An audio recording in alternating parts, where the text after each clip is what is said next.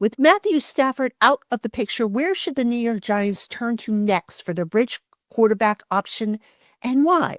That's coming your way next here on the Locked On Giants podcast.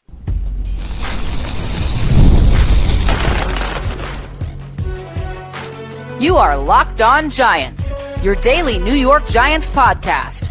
Part of the Locked On Podcast Network, your team every day.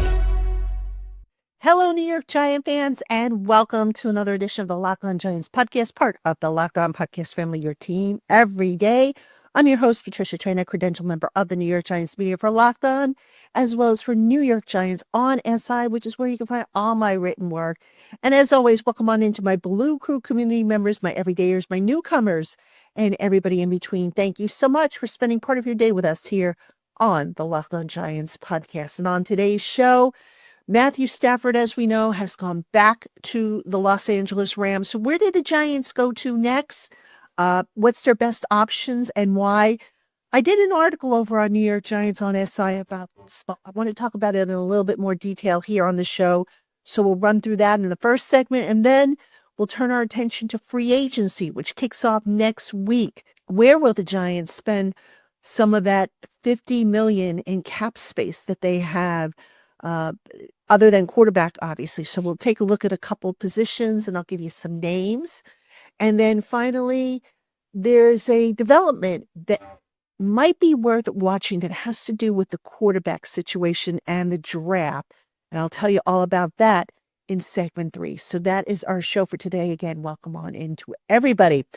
All right, let's talk about where the Giants go for their veteran bridge quarterback.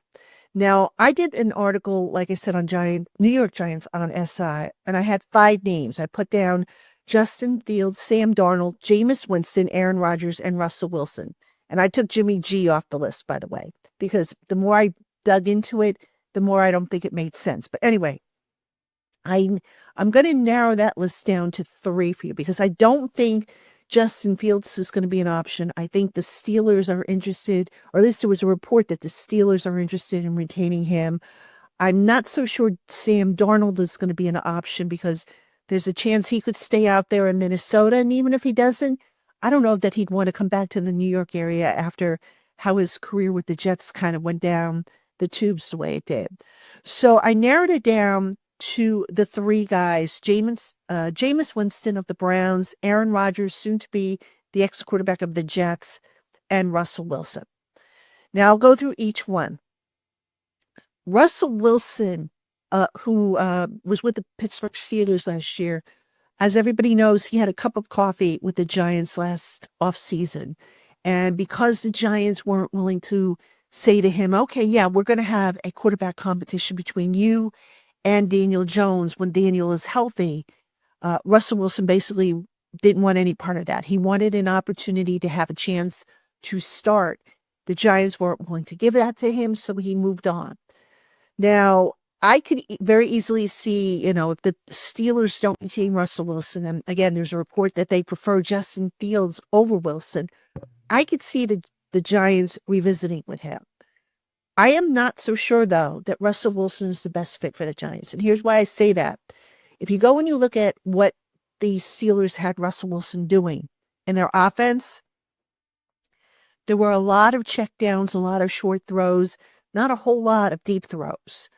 That is not really what the Giants want in their offense. They're going to want to open it up. They're going to want to air it out. I mean, one of the big problems of the Giants offense has been a lack of deep balls being completed. And based on what Russell Wilson, how he was deployed in the Steelers offense last year, just doesn't seem like a very good fit. Not to mention Russell Wilson being a veteran is probably going to command some nice money. He's multiple Pro Bowls, went to a Super Bowl. So yeah, he's going to command some money. He's not going to be cheap. So I don't think he is the best option of the 3 here. Aaron Rodgers. The more I think about Aaron Rodgers, I could see where you can make a case for him. Now, I'm not saying, before anybody jumps on me here, I'm not saying that is the option that they should do. I think Aaron Rodgers is the emergency option. If all else fails, then they might see if there's if there is indeed a mutual interest there and something that could be worked out.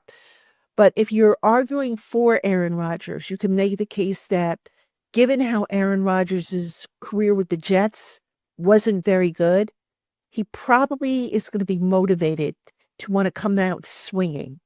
He's probably going to want to be a little bit more receptive, shall I say, to how things are done, as opposed to, throwing his weight around as he did, supposedly with the Jets.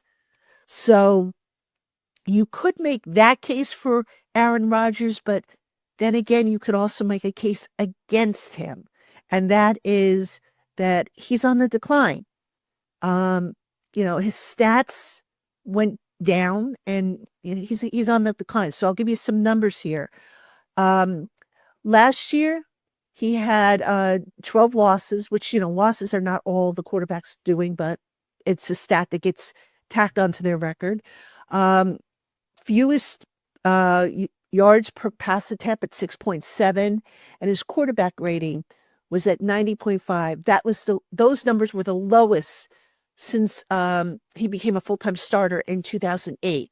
But if you want to take it a step further, go back and look at his last 3 seasons, 2022 through 2024, which also covers his final season in Green Bay, and just compare some of those numbers to what he put up in Green Bay from 2008 to 2021, 2008 being the year that he became a starter. So you look at the numbers, again, there's been a decline over the last 3 years versus the first few years of his career, 7.8 to 6.7 average yards per attempt.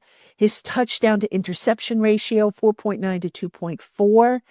And his passer rating dropped from 104.8 to 90.7. So there's definitely been a decline there with Aaron Rodgers, who's also had some durability issues of late. So that would be a concern. All right. Now, this is kind of going to be surprising. I know it surprised me, but, this is why I go back and I do research and look into, what's there and does this make sense? But of the 5 options that I have on that list, I'm starting to think Jameis Winston might be the best option. And here's why. Stats aside, and look, I realize Jameis Winston is just, another turnover waiting to happen. But what Jameis Winston does is he takes deep shots down the field. He has the arm that's a perfect fit for that wind tunnel that is known as MetLife Stadium. So that's something to consider. All right. The other thing to consider, which I think is a very important factor, I don't think Jameis Winston's going to cost the Giants a lot. Now, I know they've got cap space, but here's the thing. You look at, according to Spot Track, they have Jameis Winston projected for a $6 million APY. $6 million. That's not bad for a guy who is a former starter who, has won a few games here and there, doesn't have the decorated resume of a Rodgers or a Russell Wilson. But look, if you're looking for a guy who's not going to cost you an arm and a leg, who's going to be a mentor to a potential rookie quarterback, who can throw the ball down the field, yeah, you're going to have to live with, interceptions and stuff like that probably. But look, wouldn't you rather have somebody take a shot than to sit back and be reluctant to throw the ball down the field? And then here's the other thing to remember.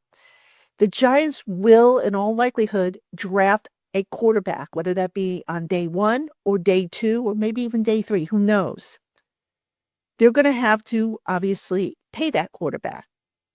So wouldn't it make more sense if, let's say, they get Jameis Winston for $6 million a year? All right. Now, if they decide midway through 2025, okay, you know what? We're going to turn the keys over to the rookie because he's ready. You're not paying a guy a ton of money to sit on the bench.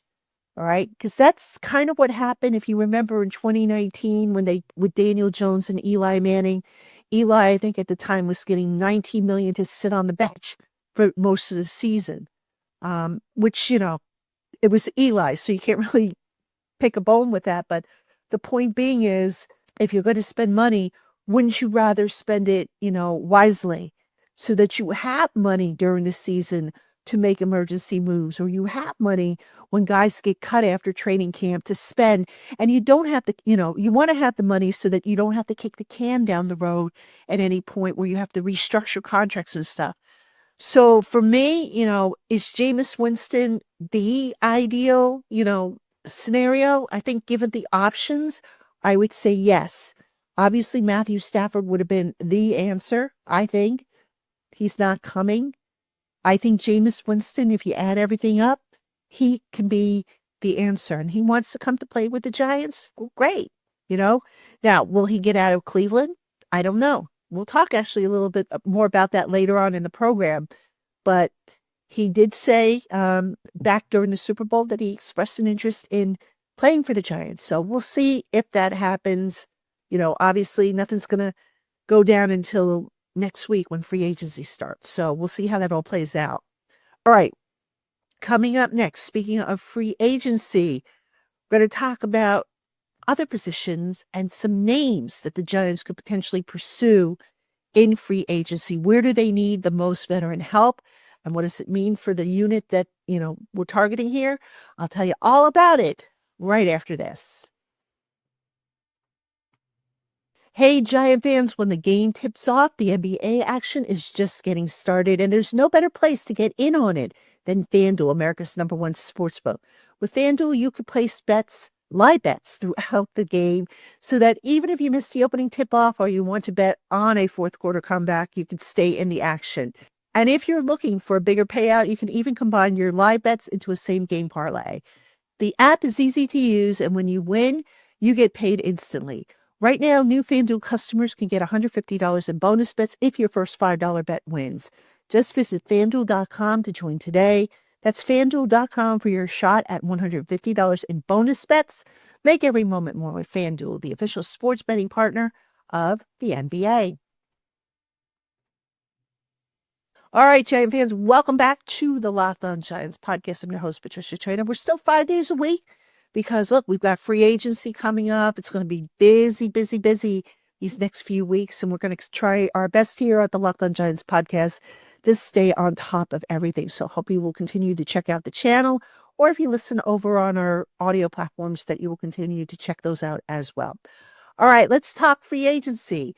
Where else do the Giants need help besides quarterback, where, they might look to the veteran route? Folks, one area that I've been pounding the table for, cornerback. And it looks, based on the information I have, it looks very likely that the Giants will look at a cornerback. Now, there's some interesting guys available in the market. They're all going to cost, some money. Let's not kid ourselves. But you know what? The Giants don't have a CB1, and they really, really need to get a shutdown cornerback, and preferably a veteran who could maybe settle down that young group, including Deonte Banks, who last year just fell off the rails, basically. I mean, between the coaching, not connecting with him, and just everything that went on, fell off the rails. So maybe you bring in a young veteran to go along with the new defensive backs coach and Mark Manuel. Maybe you get Deonte Banks back on track. So who are some of the names we could look for? We'll start with Byron Murphy, Minnesota. He's going to cost a pretty penny, though. I mean, according to the market values as projected by SpotTrack, Byron Murphy could run upwards of $22.1 million APY. Some cheaper options, Carlton Davis of the Lions, who's estimated at $13.8 million APY. My personal want or favorite, DJ Reed of the Jets, who would project at $14.7 million APY. And 49ers cornerback Charvarius Ward, $15.3 million estimated APY. Now, you've heard me say before that APY is not what you want to look at. You want to look at guaranteed money when you're talking about these contracts. But for the sake of this exercise, we are looking at APY. So I just want to mention that real quick. My gut feeling, will they kick the tires on DJ Reed? I think they will. I also think, and this is because, last year the Giants got to see this guy up close and personal in practice. They will look at Carlton Davis of the Lions if he is not retained. So those are the two names I would look to see, that I would expect the Giants to maybe go after. Because look, this is a position they can't sit and say, oh, we'll wait till the second wave of free agency. They got to get a CB1 in here. I don't have to tell you guys about the Eagles wide receivers. I don't have to tell you that Deebo Samuel has been traded over to the Commanders to pair up with Terry McLaurin. Okay, so that team just got better. You look at the receivers down in Dallas. That's a pretty good duo. If this Giant team is going to compete and close the gap, they have got to get a CB1 in here, and they've got to just spend the money. It's that simple. All right, another position that it sounds like the Giants are going to go after. This doesn't really surprise me when you think about it, and that is guard. All right, the Giants, they will have an opening at right guard. Joe Shane at the Combine basically said, look, 4/5 of our offensive line is set. And when he said that, right away I thought, okay, so right guard is the position because Greg Van Roten, the starter last year, he's going to be a free agent. And by the way, he has an APY estimate of $2.2 million based on a 1-year deal. All right. Now, there's no guarantee they want to bring him back. But look, here's the thing.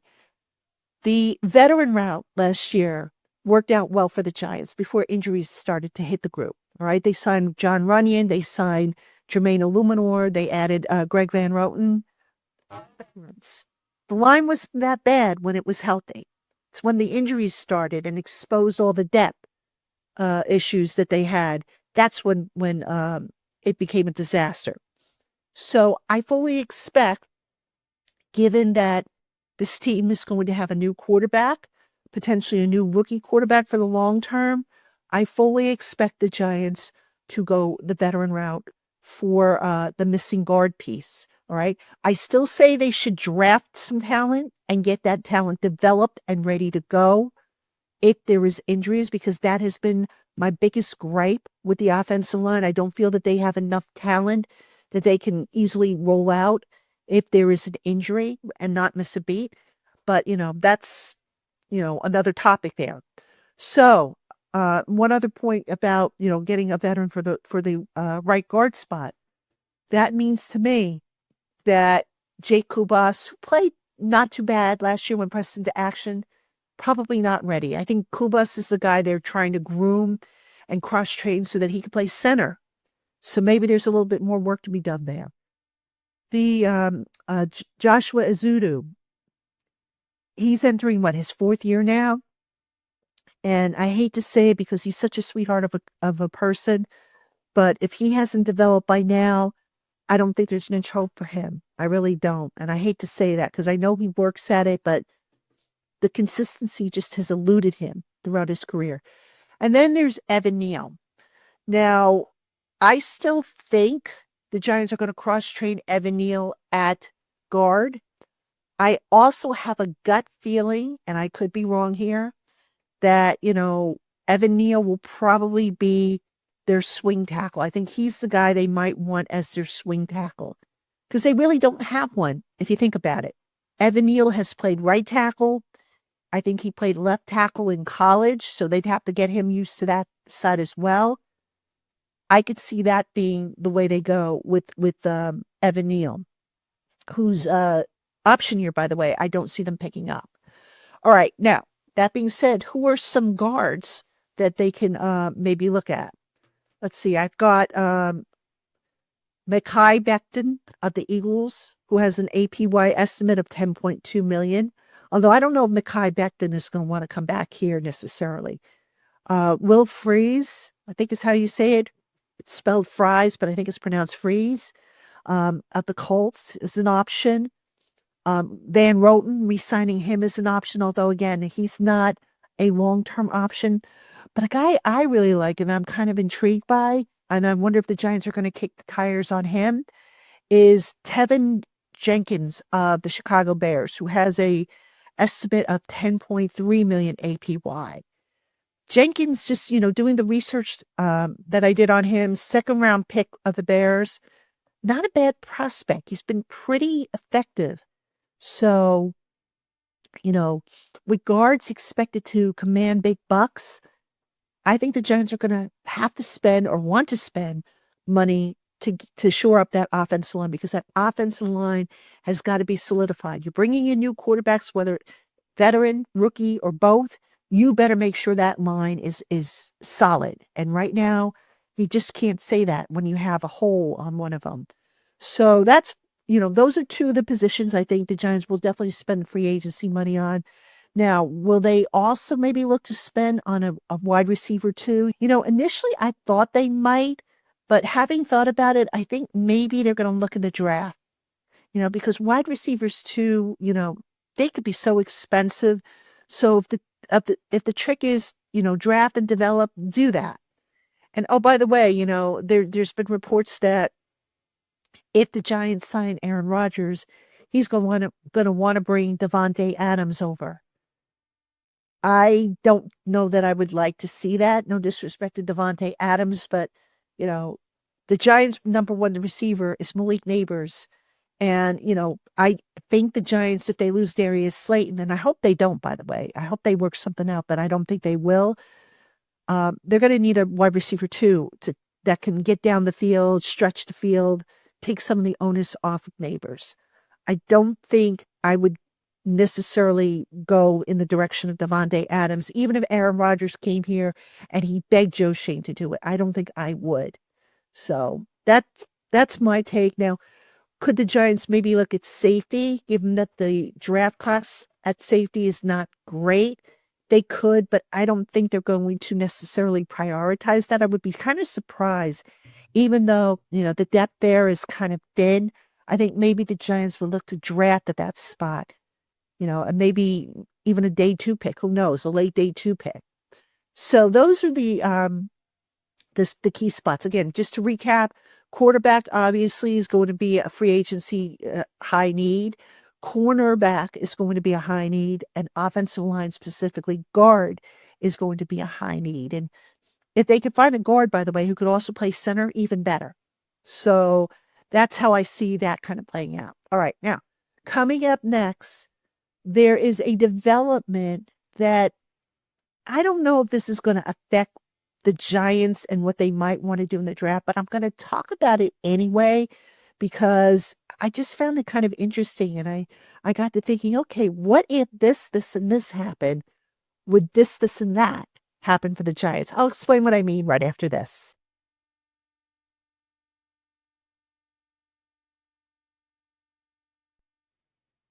All right, everybody, welcome back to the Locked On Giants podcast. I'm your host, Patricia Traina. And so what am I talking about when I say there's a development to watch? Well, there was a report, I believe by ESPN, that the Colts and the Cleveland Browns could be interested in old friend Daniel Jones. All right, Daniel Jones is going to be an unrestricted free agent. He's currently with the Vikings, obviously. He is expected to hit free agency. Now, I'll explain in a minute why I think this could help the Giants, but let's just kind of recap where things stand right now. So you have the Colts, whose general manager, Chris Ballard, said, we're going to open up we're looking to have a competition at quarterback. This despite the fact that they have Anthony Richardson on their roster. Back in Minnesota, it's not clear yet, as I record this at any rate, if the Vikings are planning to tag Sam Darnold. The deadline for the tag, by the way, is March 4th. All right, so we don't know if they're going to tag him.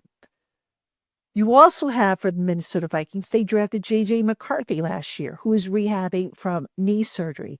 So the Vikings have options. And depending on how they feel about McCarthy, they might just say, okay, look, we got him on a rookie contract. We don't want to have to sign Daniel Jones to another contract where he's going to get more money and McCarthy's going to sit. So we're going to let him walk.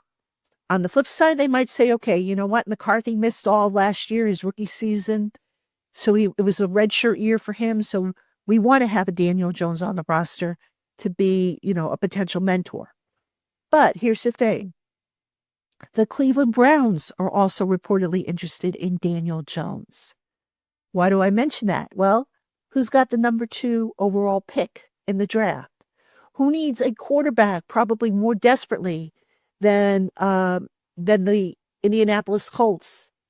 Yeah, the Cleveland Browns. They have Deshaun Watson, who suffered that Achilles injury. Uh, they have Winston, who, as I mentioned before, is going to hit free agency, it looks like. They've got Dorian Thompson-Baker and Bailey Zappi. Not the most pretty picture at quarterback. So let's play devil's advocate here. Let's say that the Browns do end up signing Daniel Jones as a free agent. Daniel Jones, you got to remember, he's going to want to go someplace where he could be assured to be a starter. He could conceivably get that with the Vikings if he stayed on board, but he's always going to have McCarthy, looking, in the background, lurking in the background. So if he goes to Cleveland, now maybe the Browns say, okay, you know what? We don't care for this quarterback class. We're going to just go with Jones. We're going to get maybe a backup or keep one of the backups we have between Dorian Thompson-Baker and Bailey Zappi and just call it a day.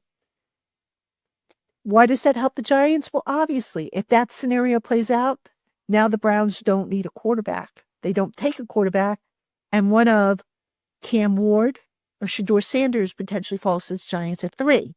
Now, there's obviously some twists and turns to this. The Browns could just still say, you know what? We still want a quarterback. So even if we sign Daniel Jones, we still want a quarterback. We're going to take whichever guy is on the board. There's also the strong possibility that the Giants might like one of Ward or Sanders better. I think, just based on the information I've been given, they like Ward just a little bit better than Sanders. And the Giants might just say, okay, you know what? We don't care what Cleveland's doing. We got to get past Tennessee. That's the team we have to worry about. Because Tennessee could take a quarterback if they're not sold on Will Levis. They could trade down to, a team that can offer them a little bit more than the Giants can. I've made that argument before. Remember, the Giants only would have to move up 2 spots. So we're talking in terms of draft compensation. The Giants probably don't have to throw in next year's number 1 pick just to move up 2 spots in the draft. Whereas the Raiders or the Jets, who also need quarterbacks, they have a little further to go to get to number 1.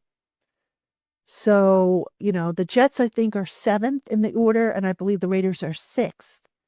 Go back to when the Giants traded for Eli Manning in 2004. I believe that year the Giants were drafting 6, and they threw in 2 number 1 picks as part of the package to move up. Well, not to move up, but to get Eli, who had been the number 1 overall pick. So in a way, it was kind of like moving up, except the pick had already been made. So if you are the Titans, you probably want to get as many draft picks as you possibly can. So that's the fly in the ointment, if you will, to this whole scenario. But I just wanted to mention this only because, in the event that Tennessee, their new GM felt that, oh, okay, we don't like any of these quarterbacks, so we're going to pass. And now, if Cleveland gets Daniel Jones, maybe, that leaves the Giants their pick of Cam Ward or Shedeur Sanders, and they don't have to worry about, trading away assets. So there are a lot of little twists and turns, but I figured I'd just throw that little, scenario out there as something to consider. Obviously we're going to see how things play out over the next couple of weeks with free agency. That's going to really determine, I think, a lot of the direction teams are going to go and what trades might come about. Will the Giants actually trade up? I'm still not 100% convinced they're going to do it. I know there is a possibility they would, but, especially since they were willing to trade up for Matthew Stafford. But can you honestly say there's any quarterback in this class that, you can look at on the same level, and I'm not talking in terms of experience or accomplishments, but there's really no sure thing amongst these quarterbacks. So is it really worth it to trade up? The Giants, they might do so because desperation might kick in, but we'll see if they are, disciplined enough to hold their water or how they play it. It's going to be interesting. I can't wait to see how it plays out. But there's always twists and turns when it comes to this stuff, especially with free agency, which is coming up. All right, Giant fans, that's going to do it for this edition of the Locked On Giants podcast. As always, thank you so much for tuning in, spending part of your day with us here on the program. Be sure to keep it here all week long. We're going to have plenty more to talk about, as well as hopefully a couple of guests will be coming on. Still working to book that. And once I know, you'll know. Okay. Have a good one, Giant fans. We'll see you tomorrow.